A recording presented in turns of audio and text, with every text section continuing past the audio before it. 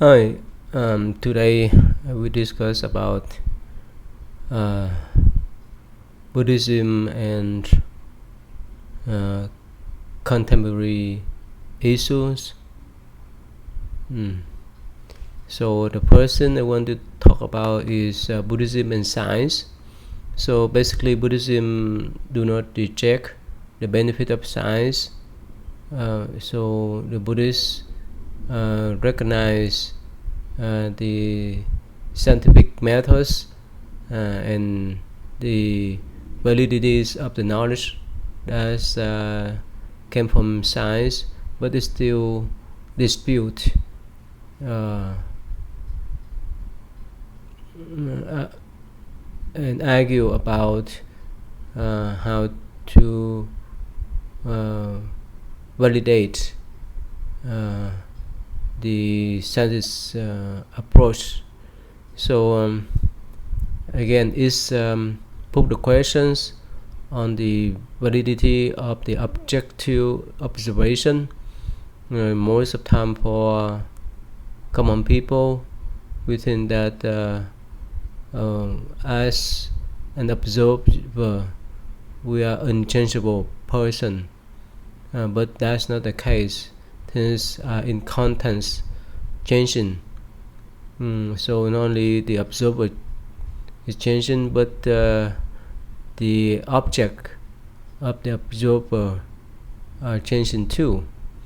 So everything is depend upon how the mind view the objects. That perception varies from moment to moment, and those perception differ from uh, person to person. So that's so important that even the German uh, physicist Wegener Heisenberg uh, put the similar conclusion in quantum physics. So in his uncertainty principle, he claimed that even on the subatom levels, uh, we cannot know um, precisely the velocity and position of the entirety, because the observer and objects change movement by movement. Uh, so evidence is interconnected, so we cannot single out anything. If one is an primary object, the other one would play the secondary role. So basically, Buddhism goes hand in hand with science, uh, and science is the discovery of the realities. So does Buddhism. So, but the difference is Buddhism emphasizes on the mind. The mind perceives things, not the material life. So everything depends upon how we view things, how we perceive things in Buddhist view. That's led to cognitive science. So in the psycho-spiritual phenomena, uh, mm, uh, for a Buddhist who have meditative experience, they could perceive and view duality in the proper ways, because with that type of concentrations and mindfulness, they could see things more clear than you see things according to the prejudice of the mind. So that's why in Buddhism it says that I am, therefore I think, or there's one sense that uh, uh, I think what I eat and drink, and that means whichever thing that we consume and drink, it will affect to our mind, and vice versa. Whichever we perceive out there, we would consume the food and drink. On the top of that, Buddhism talk about the karmas and the idea of reincarnations, and the energy of consciousness move from one lifetime to others, and that affect you whichever thing we do and in the future too. So that's why it said that if you want to know what you have done in the past, just look what you have now. If you want to know what you're going to have, look what you do now. So that is what relate to the law of karmas. And we move on to Buddhist view about healthcare. So most of the time, Buddhists recognize that having body, we would have illness. Eventually, there's no way for us to escape from that. So that's why we need to take medicines, have some kind of treatments when we sick, and of course we try our best to have a treatment to keep the body being healthy, and of course when it's time for us to go, we need to accept that, because that's the nature of the body, of the physical body. So there's no one can escape from that.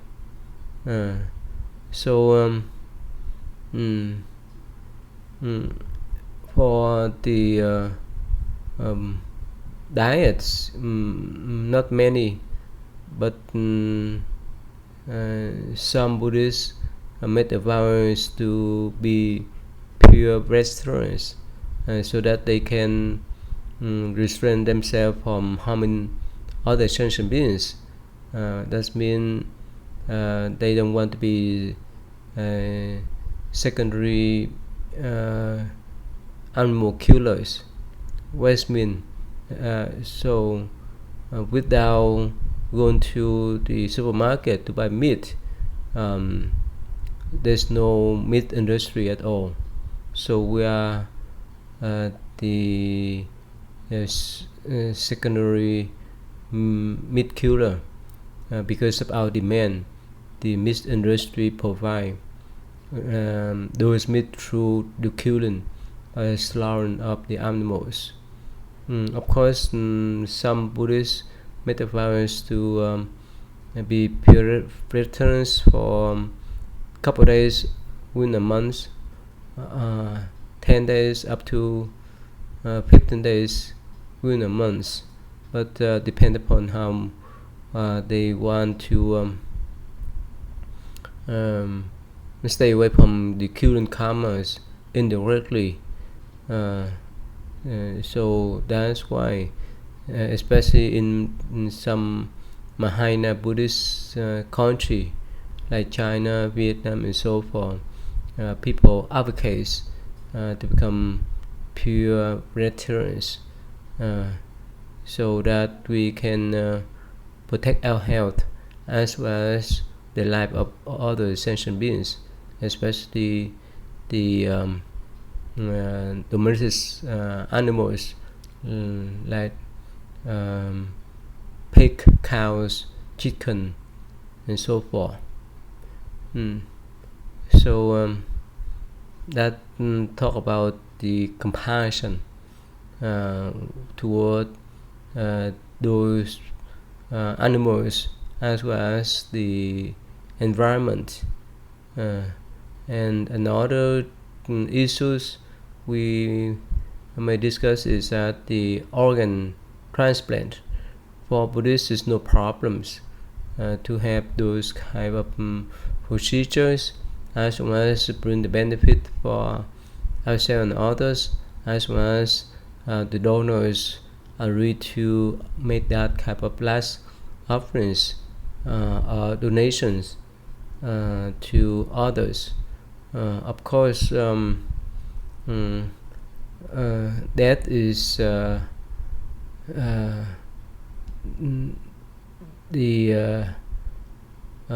way of life.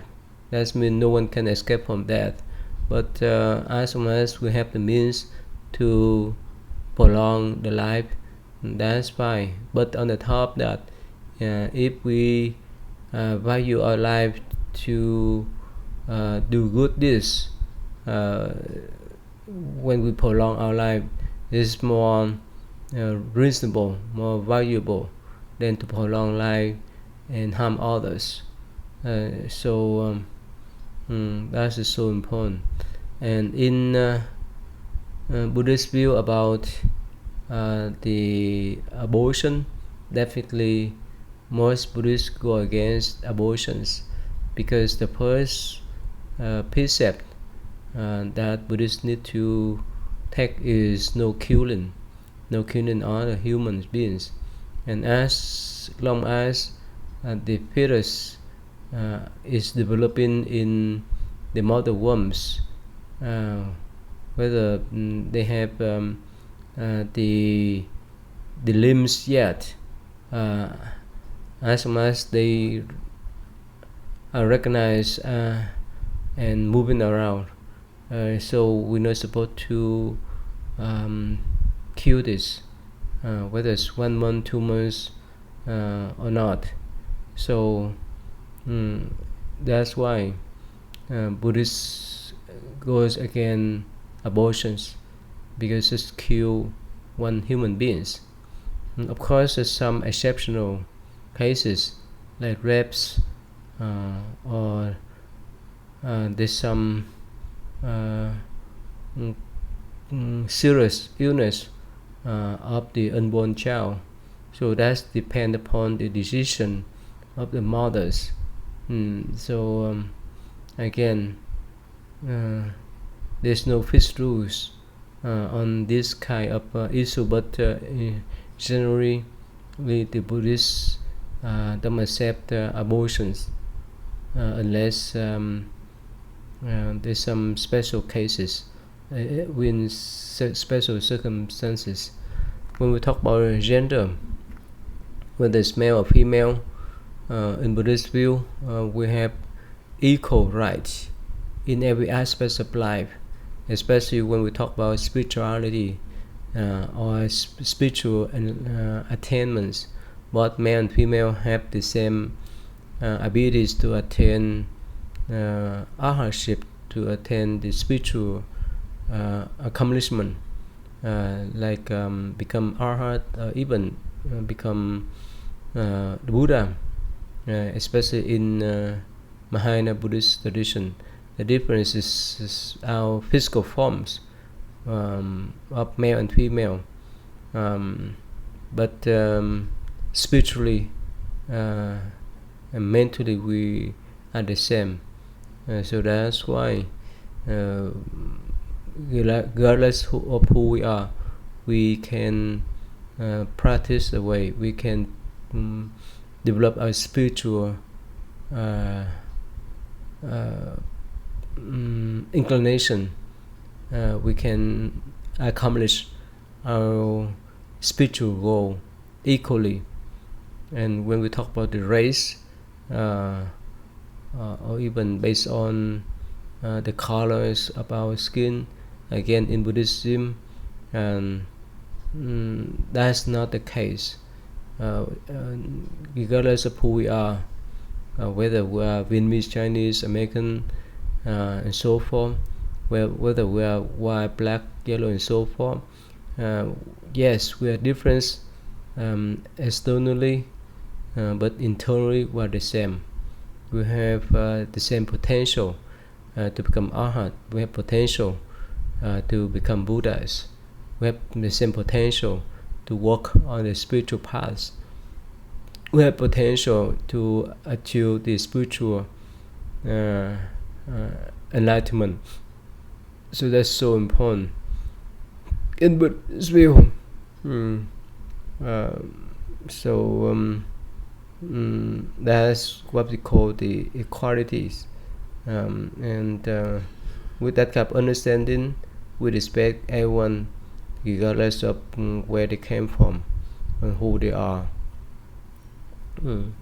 And the next one we talk about Buddhism and psychology. So Buddhism includes the analysis of human psychology, emotion, cognition, behavior, and motivation, along with therapeutic practices.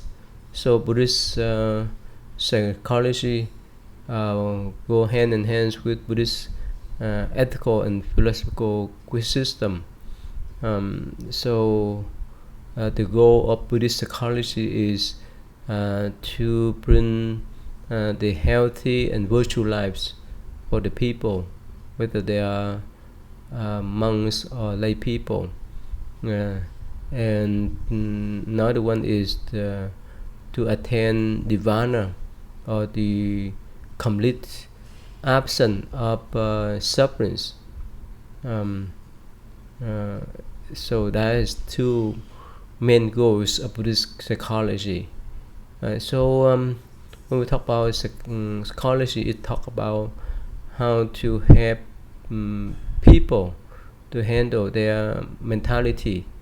So that's why Buddhism and modern psychology have multiple overlaps points.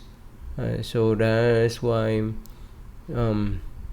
the common goals of Buddhist psychology and modern psychology is to relieve the sufferings of the patient or the people.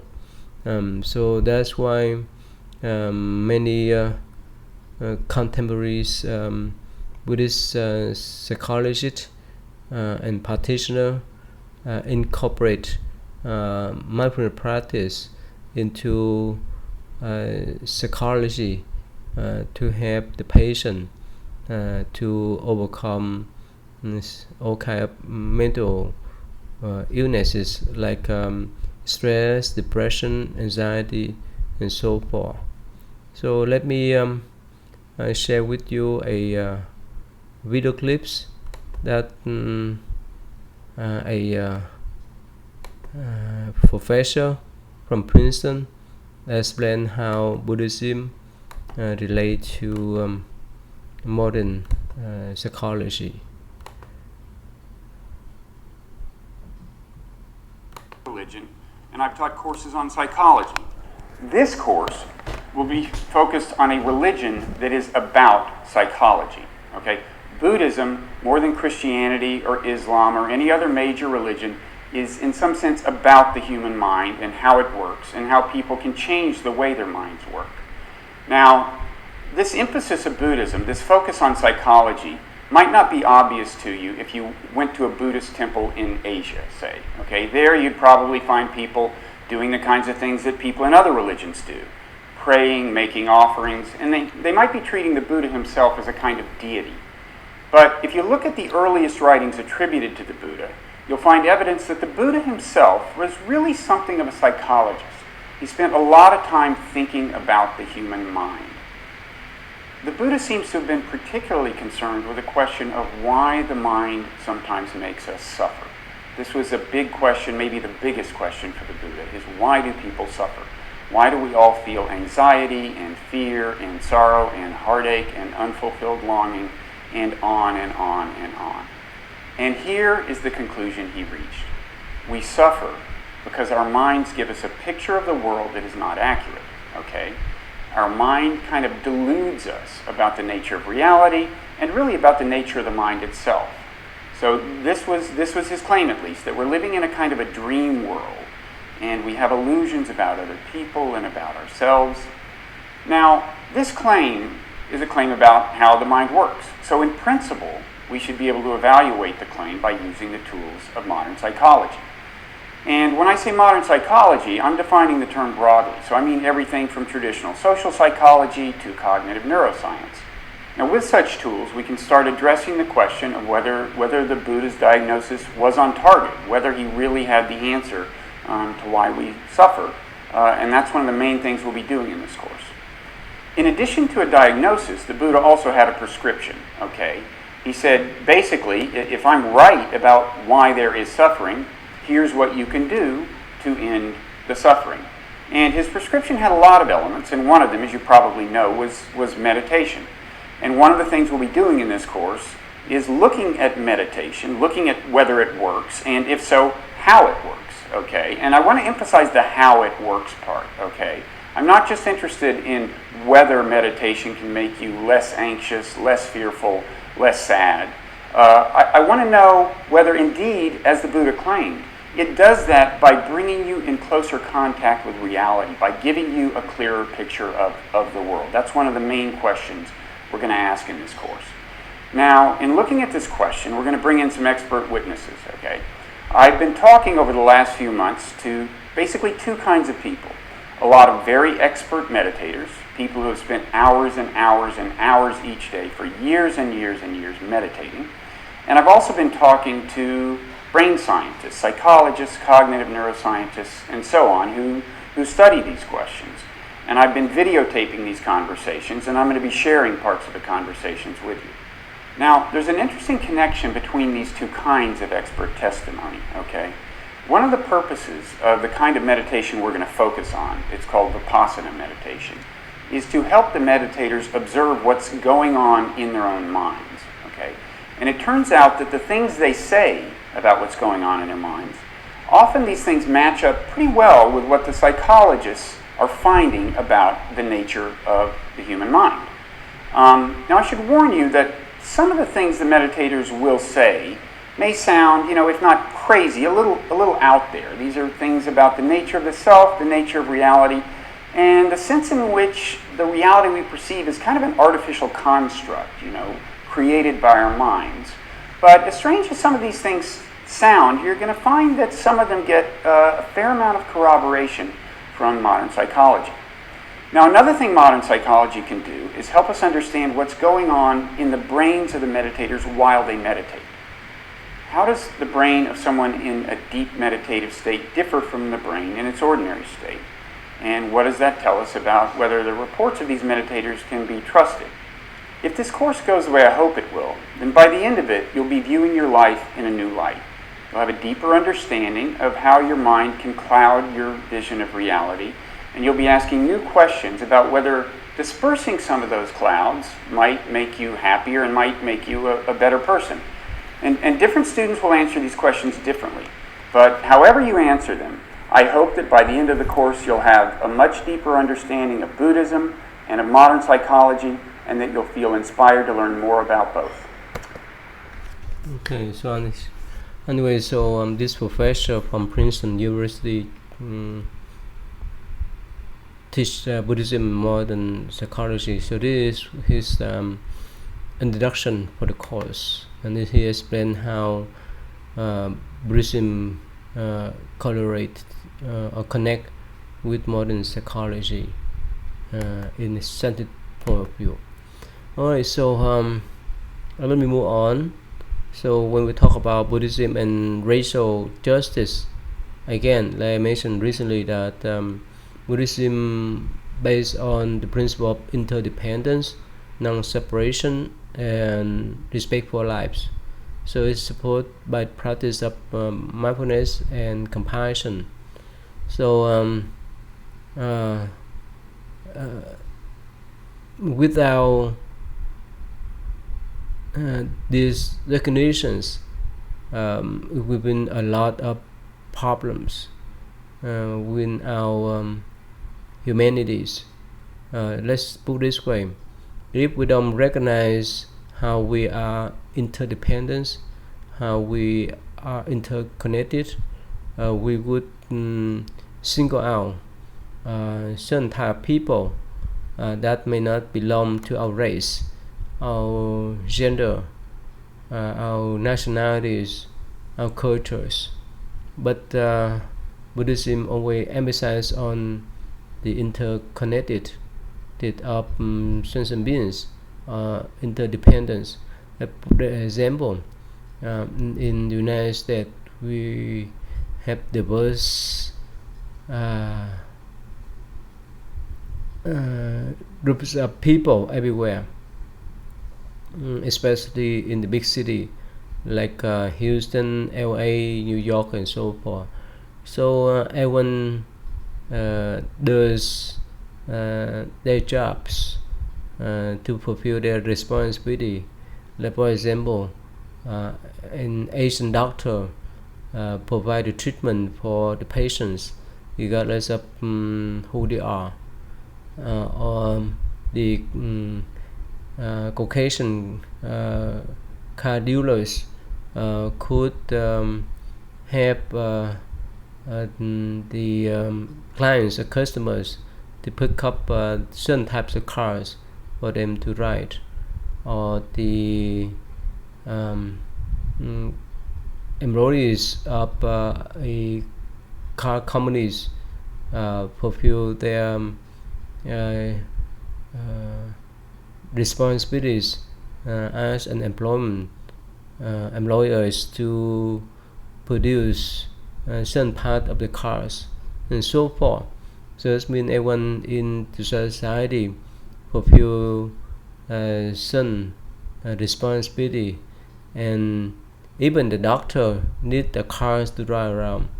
They need the food that were provided by the farmers, by the chain of supermarkets, and so forth. And of course, the one who work whether in the blue collar or white collar, if they're sick, they will go to see a doctor in hospital. So that's the reality of life. We are all connected with each other. If we single out a group of people and exclude them, that's is the way we hurt ourselves. So let's say if we don't care much about the farmers or the one work on the farms, that means no one provides us the produce, the vegetables, rice and so forth for us to consume. If we single out a group of teachers from different ethnic backgrounds, so we cannot send our children to learn from them and so forth. So we are interconnected, we are interdependent, we cannot separate ourselves from others. So that's why we need to take care of each other. And in Buddhist view, if we base on the law of karma, we can recognize that whichever thing we do will affect to others, whether it's positive or negative. Of course, as Buddhists, we try to accumulate good karma and reduce the bad karmas. For example, when we talk about the racial profile, if we came from the privileged groups of people, and we know that with that type of privilege, we have the advantage of working, studying, and so forth. That's due to our past karma. And if we share that kind of privilege to others, we would reduce the tension between the privileged people groups and unprivileged people groups. But if we exclude the unprivileged group of people, eventually we create more conflicts between ourselves and those groups, and it is unhealthy relationship within our communities and our society. And so that's why for the privileged group people, they need to share that kind of privilege to others that live by them, and vice versa. for the unprivileged groups of people.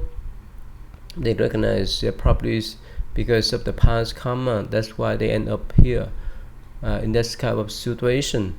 But if they have the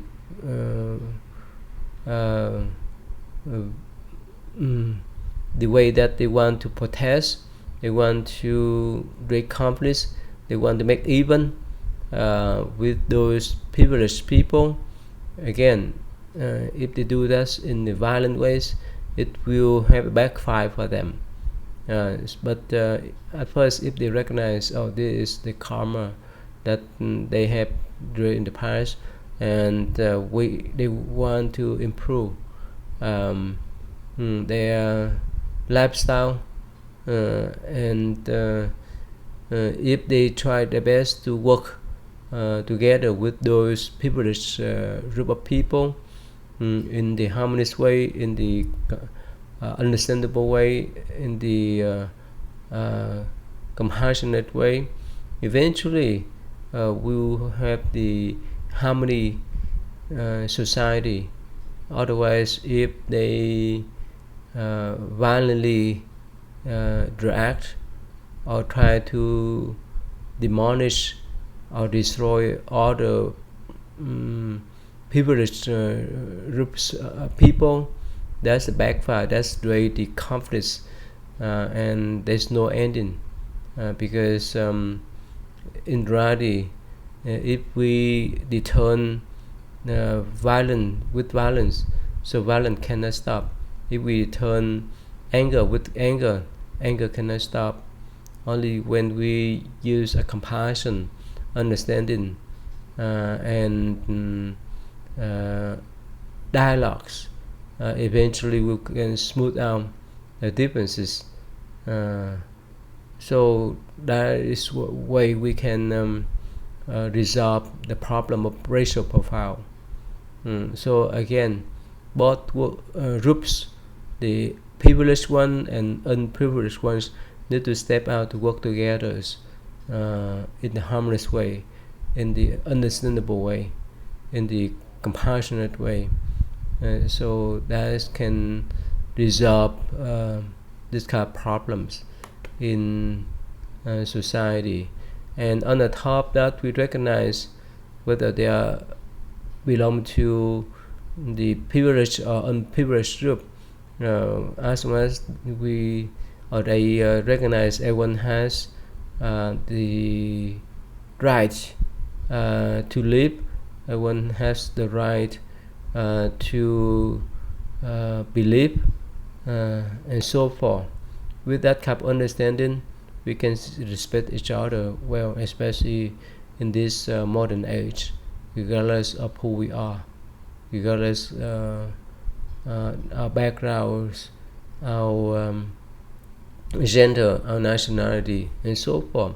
So there's good side that, especially in this country and in the West, especially in the United States, when someone work for government or when they apply for jobs in the public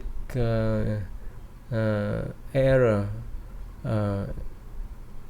sectors, the interviewer is not supposed to discriminate the one come to have interview for the job, or the employees can raise their voice if they recognize or think that they are discriminated. So again, that is the good policy, so that we can resolve the conflicts based upon racial profile, based upon gender, and so forth. So with the more people go to college, to have college degree, to understand those kind of basic principle, eventually we can resolve this type of problems, and to recognize everyone has equal right in every aspect of life. So whether we come from privileged or unprivileged group of people, as human we have the equal right in every aspect of life. That's the way we can solve the problem of racial profile. And when we talk about Buddhism and evolution, in Buddhism, there's no specific teaching about evolution, but the important thing is that we need to recognize everything is changing, whether it's moving up or whether it's moving down. So that nothing stay permanently. For the theories of evolution, the Buddhists accept a portion of that. But this is one of the questions that the Buddha's reminds monks not to get involved or to get caught in this kind of speculation. So from Buddhist views, all events happen naturally. There's no one that control the universe, and according to Buddhist view, we have what they call 6 paths of the birth. We may be born in heaven, and remember there's many levels of heavens, many types of celestial beings. The design celestial beings, the form celestial beings, and the formless celestial beings. They can live up to trillion and trillion years, but in Buddhist view, nothing lasts forever.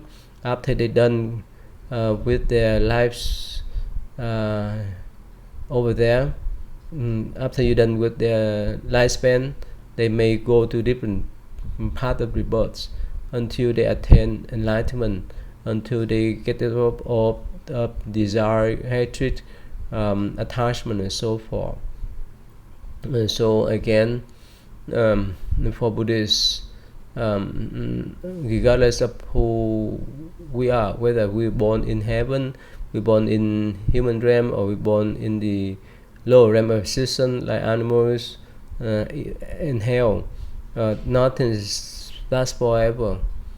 So we revolve again and again in those paths, depend upon our state of mind as well as our karmas. And in Buddhist view, it's so accord with the current scientific points that human beings could be evolved from the low species like apes and so forth. Is one of the way to understand life, and human could come from different planets. Like nowadays we have the spaceship to fly to Mars, and eventually we may go there to live. So that is one of the Buddhist theories, that all the celestial beings can stop by this earth and settle down their life, or they can move on to different planets in the universe. It's so complex, it's so dynamic. That is just why Buddhism go hand in hand with evolution. And plus on the top of that, when we talk about spiritual evolution, depend upon our state of mind. If we focus on materialize, we attach to those properties, possession like cars, house, and so forth. But if we recognize the values of our mind, the purity, the clarity, and the wisdom of our mind, we can use certain type of techniques to purify our mind, like meditations, and we can progress from that kind of practice. We can enter some state of spiritual state of mind, like in Buddhist meditation practice. Some people can enter the meditative state of mind deeply, so it is considered as a spiritual evolution. And the one who attain arhatship, that they become holy people, and they no longer attached to this realm of cycle of the births. So that is the foremost spiritual evolution that the Buddha encouraged his disciple to practice meditation, to let go of all kind of mental fluctuation, attachment, so that they can be free. At this very moment of life, or after they pass away. So again, in Buddhist view, everything's come from the mind. If the mind is deluded, it will cover the wisdom that we need to develop. But if we could use the methods of meditation to purify the mind, we can advance our spiritual evolution to the complete way. That means to become arhat, or to become holy person, or even to become Buddhas. So all Buddhas in the past, present, and future want us to become Buddha like them. That is the ultimate goal of a spiritual evolution. And the next one I will talk is the concern about environment in Buddhist view. So we know that we are so interdependent with each other in human realms, as well as coexisting with the nature. If we don't recognize us, and we harm the environment, that means we harm ourselves. For example, if we cut down trees, and remember, trees is considered as the lung of our earth, so we will affect to our environment. And of course, nowadays we have global warmings, wind effect. That means the earth getting warmer, and it create all kind of flooding everywhere around the earth, around the globe, and not only in Vietnam but also in America and so forth. And so that's why we need to take care of our own earth, and that is our home.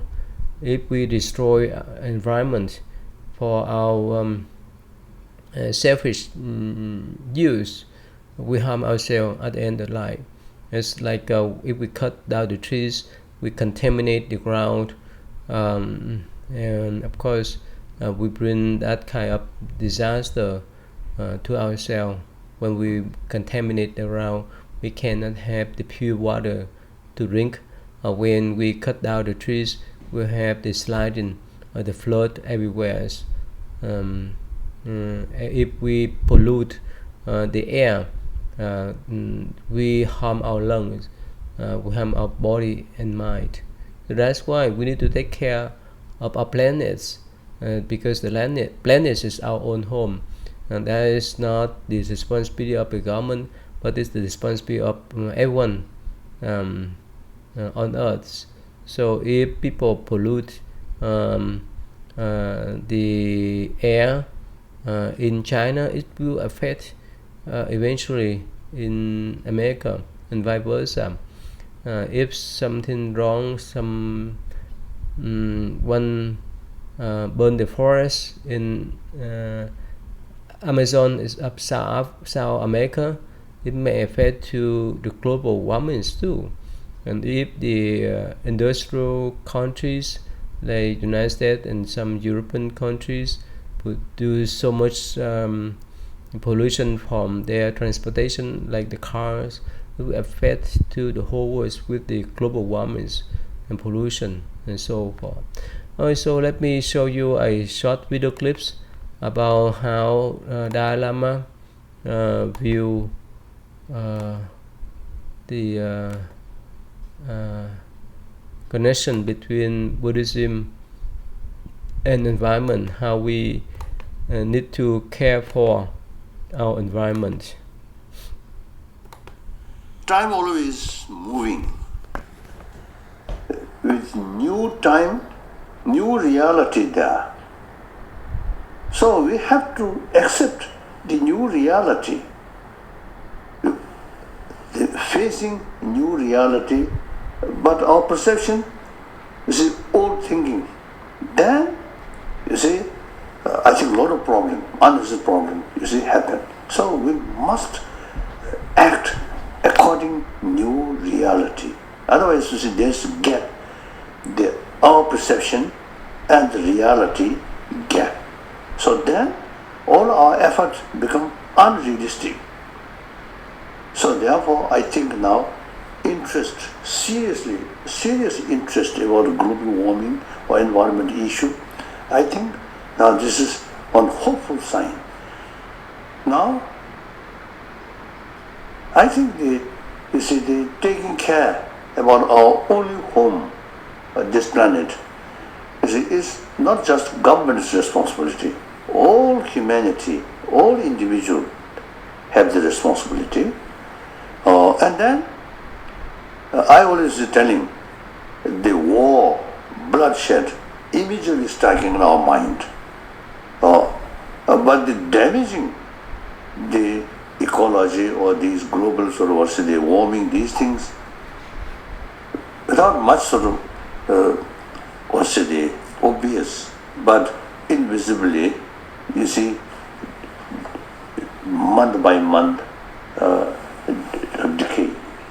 So once we feel some difficulties to breathing, difficulties to eyes, and particularly children, then maybe too late. So therefore, this is something very serious. And then each of us, 7 billion human beings, taking care about global these global issues should be our part of our life. So in our daily life, always keep some sort of serious sort of thinking. If I do this, it eventually some effect. So if I do one single person, then other 10 people, 100 people, 100,000, then so change start from individual. Then you see effect come. Okay, so here, so there's Dalai Lama has this views about the environments or the ecosystem. Again, which everything we do will affect to others in every part of the world.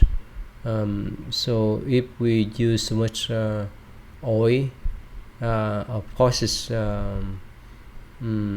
energy, it will affect our environments. Okay.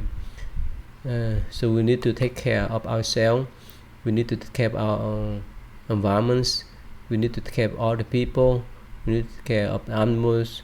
So everything's come into a system, and we are co-existent.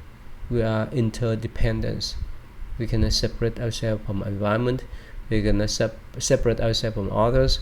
We cannot separate ourselves from other species, animals, and so forth. So that's why, in order to survive on this earth, we need to understand that type of interdependence. So let me move on to other issues that let's say Buddhism and politics. Again, when we talk about politics, it divides people. Especially in this country, we have two main groups. One is Democrats, another one is Republicans. So if we stay on one side, we criticize other side and vice versa. So that creates the conflict, and this is never-ending conflicts. So when we talk about politics, we need to recognize that everyone has the same right, have equal right, and if we want people to treat us in one way, we need to treat them in the way that we want other people treat us. So we need to go beyond the political system of being certain party, being member of certain parties. So with that type of views, we can bring people together. Otherwise, as we have that view of mind that I belong to this party, I don't want to join with other parties, I criticize the one that don't not belong to my parties. That's really tension. That's really conflict. That really disharmony in society. So as the leaders, especially the president, they need to go beyond the parties, and they need to put some kind of policies that could join or bring the parties together instead of separating them. So that's the way the society can be peaceful, can be harmonious. Otherwise, if we take side for one party, there's no way for us to create the peace and harmony in society. So as a leader, we need to understand that, to bring people together to live in harmony, so that we can work together, because everyone has different tasks, everyone has the specific job to do. It's like the whole system of machine, like the engine, the car engine. There's some small part of the engine connect with the big part, and vice versa. Without the big parts of machine, the machine could not run. And without the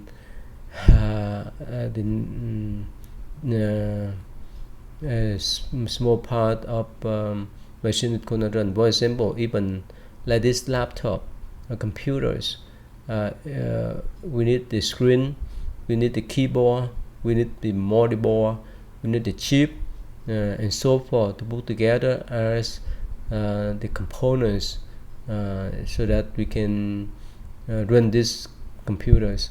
And on the top of that, we have internet service, we have modems, routers, and so forth, so that we can use the internet, whether in direct way or in direct way. So again, that's what life's about. When we talk about the politics, if a good leaders, they need to unite people, not to separate them by viewing things beyond the parties, so that everyone can work in this common cause. Otherwise, if one party want to do this, another party want to do that, and this rate, the split between these two parties, especially like in the United States, and it raised all kind of conflicts, all kind of protests, all kind of fighting, whether it's in violent way or non-violent ways. It's still that type of conflict still persist in society. It's not easy to move on. So it's like again, like the whole machine. They need to work together. This small part of the machine need to work in harmony with the big part. The screw need to work with the bells of the engine and so forth. So there's politics. So that's what Buddhists view about politics. That means people need to go beyond the party lives to work together. And of course, Buddhists provide some guidelines for the leaders, like they need to abide some moralities, like right speech, right action, right livelihood. Right speech, that they're not supposed to tell lie, not supposed to have abuse words. They're not supposed to divide people for their own benefit. And right action, that means they're not supposed to encourage other people to kill, to harm each other, to steal and so forth. And right livelihood, again, the government need to provide the proper education for citizens to fulfill the responsibility to have a job for their livelihoods. So anyway, so that's Buddhist idea for politics. And let me move on to the next one. So when we talk about one thing I want to mention is that as the leaders, if they based on their dread of power, their attachment to the power, their attachment to the wealth, and they don't care much about other people, eventually they would not or they cannot hold on to their power, to their position in society. That's what we talk about, the people power. That means that the officers, whether they're governors, mayor, congressmen, and so forth, they recognize that they work for the common round or benefit of their own people. If they attach to the power, if they don't pay attention on the problems of their people that they represent, eventually they would lose their election. So that's why, especially in the West, in this country, if they work for people, they need to recognize the needs of their people that they represent too. Otherwise, they may not be elected. And so, if they try to grasp the power, if they try to go against the people's will, eventually they would lose the election. So they need to understand that with their position, they need to work and represent for their people properly. If they just work for their own cause or their own self-interest, again, people will vote them out. So that's is in line with Buddhist views, that as a leader we need to care for the one that follow us. We serve other people with that kind of understanding. People would love to vote for us. But if we ascend to the ladder of the power, we use our power, our position for our own advantage. If people recognize us, again, they will vote us out. So that means we work for other people and care for other people. That's a long term that people can support us. And when we talk about Buddhism and economies, when we talk about economies, that's related to wealth, the distribution of wealth, and so forth. So we know the Buddha said that one of the root of the suffering is the craving for wealth, for power, and so forth. So for Buddhists, it's nothing wrong to be wealthy. It's nothing wrong to have higher position in society. But the importance is that we need to know not to abuse the power, not abuse the wealth. If we abuse the power to suppress the one that are lower, in lower position than us, eventually when we exalt our merit and fall down, they would not care much about us, and they may take the revenge. And when we have the wealth, we need to share with other people, especially the poor and the unfortunate one. Otherwise, their life may affect to us. For example, if we live, if we are wealthy and live amongst the neighbors, as many of them so poor, and because of their poverty, they may try to break in our house. They may try to harm us in the way that they want to take things away from us, and so forth. So in order to resolve that kind of problems, we need to distribute the wealth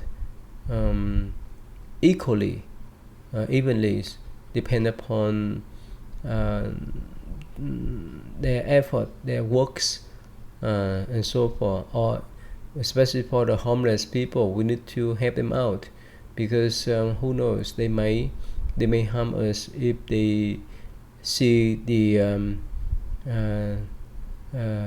difference in wealth. But when we help them out with our sympathy, with our compassion, they understand that we recognize the problems in society, and they may not harm us. So that's the whole idea. Plus, if we can create the conditions for them to find good jobs, to get out of that type of poverty, that is a good way for us to solve the problem of poverty in our society, especially in this country. Yes, we have the social welfare system that support the poor and encourage them to work. Otherwise, in some third world countries, many poor people working on the street, and there's great imbalance, inequalities in society economically. So in Buddhist view, no matter what happens, we need to share our wealth. We need to share our fortune with other people, and that is the way we can bring the benefits for ourselves and others, so that we can bring the happiness to ourselves and others. When we enjoy our power and wealth, and if we don't share, eventually our wealth and position may be changed, may be depleted, because of the conflicts, inequality in society. All the people from low position, or the one that are poorer than us, they may protest, they may raise all kind of problems. So as much as we understand and be compassionate toward those people, to share the wealth, share our position and so forth, people would recognize and protect us. So that's the whole idea of Buddhism and economy. So let me stop here, and I will discuss more about how Buddhism affects to people in the West next time. Okay, see you then.